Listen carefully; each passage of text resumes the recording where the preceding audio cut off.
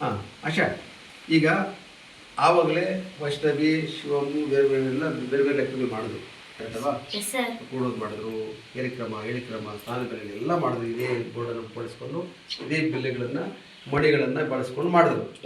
ಈಗ ಇದೇ ಬೋರ್ಡನ್ನು ಇದೇ ಬಿಲ್ಲೆಗಳನ್ನು ಬಳಸ್ಕೊಂಡು ನೀವು ಯಾವ ಲೆಕ್ಕನ ಮಾಡ್ತಾರೆ ಈಗ? ಗುಣಾಕಾರ ಚಿಹ್ನೆ ಏನು? ಇಂಟು. ಗುಡ್, ಮಾಡ್ತೀಯಾ? ಮಾಡಿ ನೋಡಿ. 1 2 3 1 2 3 1 2 3 1 2 3. ಗುಡ್, ಕರೆಕ್ಟಾಗಿ ಮಾಡಿದ್ವಿ. ಈಗ 3 3 3 4 ಕಡೆ ಇಟ್ಟಿದೆ. ಯಾಕೆದು? ಗುಣಾಕಾರನ್ನು ಮೂರನ್ನು 4 ಸರಿ 4 ಗುಂಪನ್ನು ಮಾಡಬೇಕು. ಹೌದಾ? ಮಾಡಿದ್ಯಾ? ಈಗೇನು ಮಾಡ್ತೀನಿ? ಎಷ್ಟು ಎಲ್ಲನೂ ಒಟ್ಟಿಗೆ ಸೇರಿಸ್ತೀನಿ.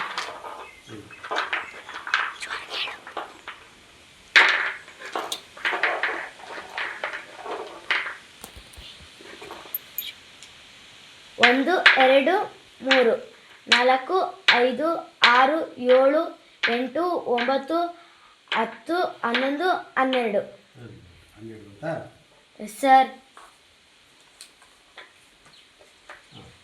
ಅಂದರೆ ನೀವು ನಾವು ಟೇಬಲ್ ಪ್ರಾಕ್ಟೀಸ್ ಮಾಡುವಾಗ ಅಥವಾ ಮಗ್ಗಿ ಪ್ರಾಕ್ಟೀಸ್ ಮಾಡುವಾಗ 4 ಲಿಸ್ಟು 12 ಅಥವಾ 4 ಲಿಸ್ಟು 12. ಅದು 12ನ್ನು ಹೇಗೆ ನಾವು ಮಾಡಿದ್ವಿ ಅನ್ನೋದು ಲೆಕ್ಕ ಅಲ್ವಾ?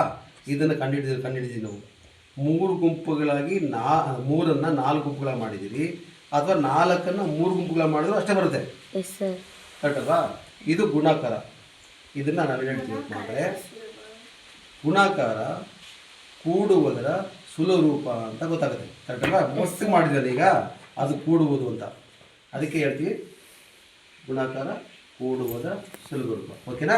Very good.